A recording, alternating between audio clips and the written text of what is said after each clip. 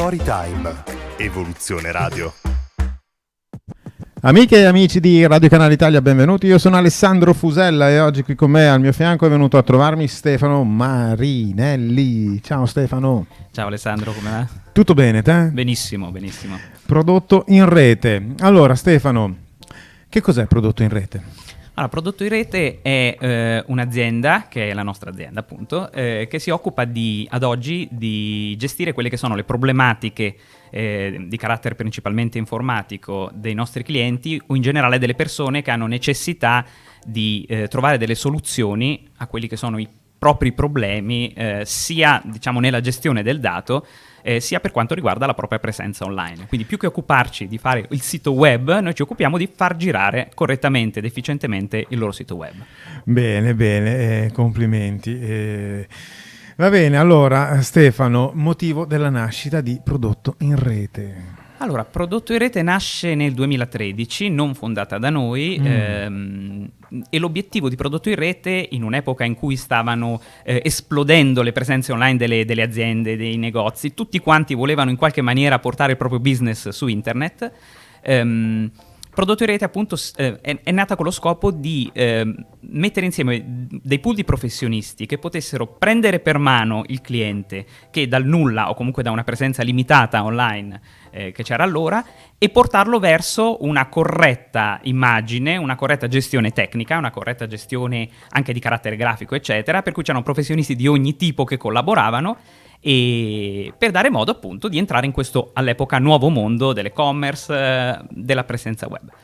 E noi collaboravamo già con Prodotto in Rete ai tempi sotto l'aspetto diciamo informatico sistemistico, quindi proprio server web, server di posta, queste cose qui, e abbiamo un po' seguito tutta l'evoluzione di questo percorso sia dal lato tecnologico che dal lato diciamo filosofico della società, fino ad arrivare al 2019 in cui abbiamo deciso di rilevarla, i soci siamo io e mia moglie che lavoriamo appunto insieme, e concentrarci di più però proprio sotto l'aspetto tecnico informatico, perché fondamentalmente è il nostro pane quotidiano.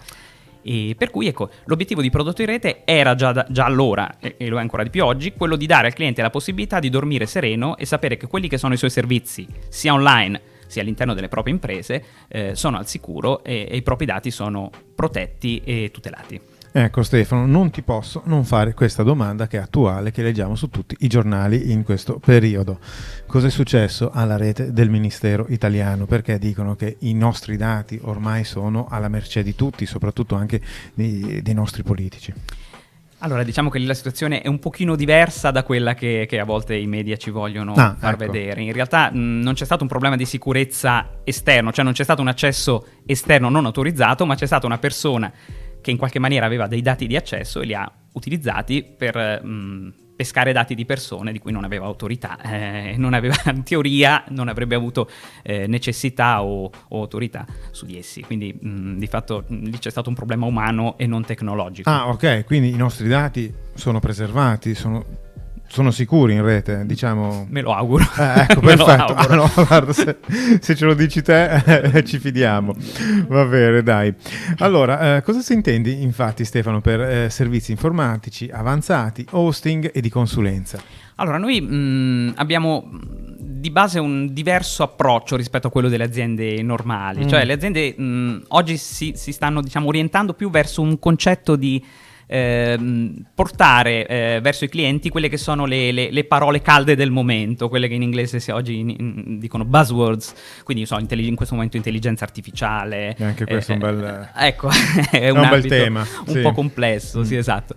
E, per cui cercano il cloud, Kubernetes, cioè cercano sempre disperatamente di vendere dei pacchetti di prodotti abbastanza standard, senza poi capire quella che sia l'esigenza del cliente o della singola realtà, perché fondamentalmente ci si incentra su quelle soluzioni e si fa questo.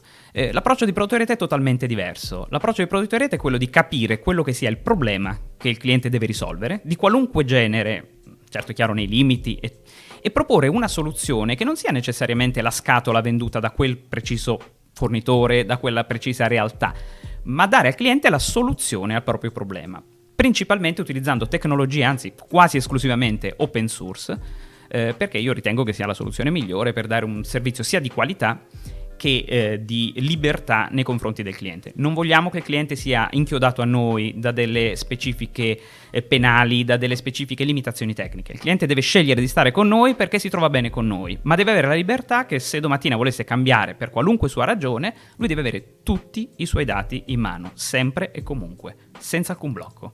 Ecco, e questo è molto importante e vi fa onore come prodotto in rete. Bravo Stefano e brava tua moglie, che si chiama, scusa, che Carla. salutiamo, dai, Carla, che è di là dal vetro, immagino. Sì, di Va là bene, dai, ciao esatto. Carla. Va bene.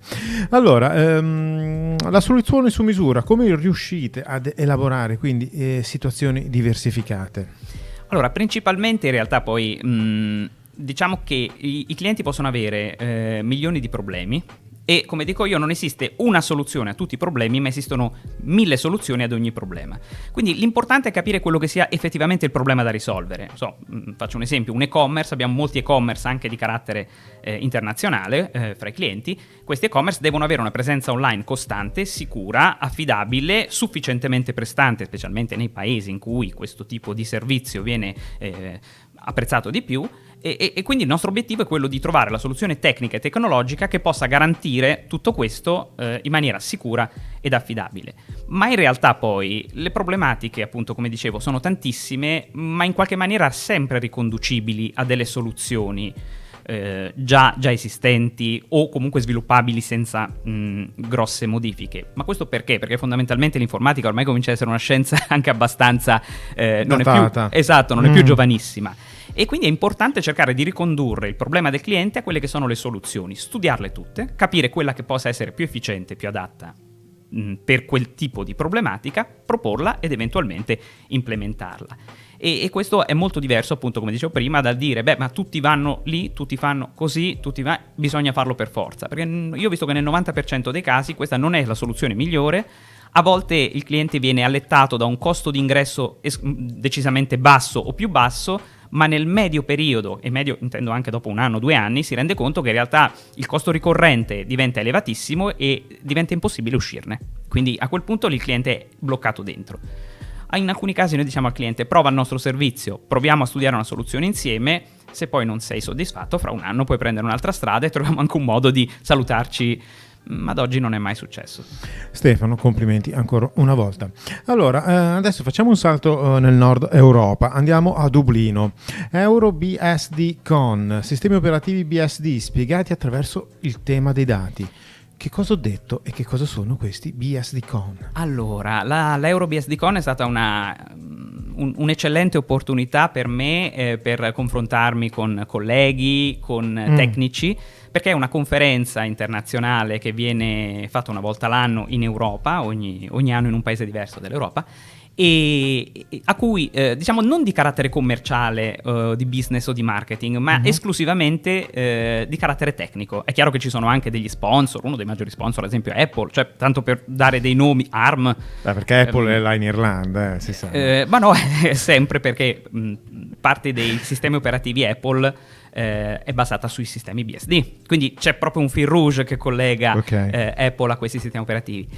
E questa conferenza è stata anche per me molto illuminante, perché a parte i temi interessanti, ma ho proprio presentato questo tipo di filosofia, cioè la filosofia di risolvere i problemi dei clienti utilizzando i sistemi operativi BSD. Perché questo? I sistemi operativi BSD sono dei sistemi operativi estremamente avanzati, maturi, stabili, affidabili, però non sono la moda del momento.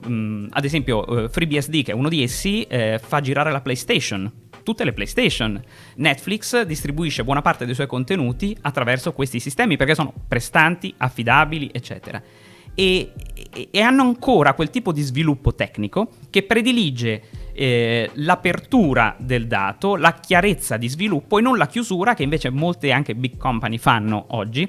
Ad esempio parliamo di Linux, che è un sistema operativo che io utilizzerò sempre, però diciamo che oggi lo sviluppo di Linux è più incentrato verso i bisogni delle grandi compagnie tecnologiche, che hanno poi tutto l'interesse a cercare di attirare verso di sé i clienti finali, le realtà. E come sappiamo spesso, quando poi ci sono queste balene che si muovono decidono poi loro il mercato e tutto il resto.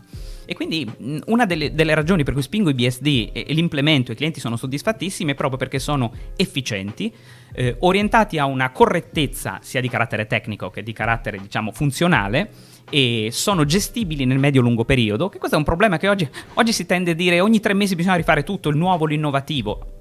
Ben venga il nuovo, ben venga l'innovativo, ma se noi creiamo una soluzione nuova che invece che risolvere un vecchio problema lo sposta da un'altra parte, secondo me non abbiamo migliorato le cose. Cioè... Il problema rimane, certo. Esattamente. Allora, prodottoinrete.it, il vostro sito web, info@prodottoinrete.it, la vostra email. Sul LinkedIn vi troviamo come Prodotto in Rete Group SRL. Stefano, grazie di essere passato qui a Storytime. Grazie a te per un l'invito. grandissimo in bocca al lupo. Ciao da Alessandro, pace. Storytime. Evoluzione Radio.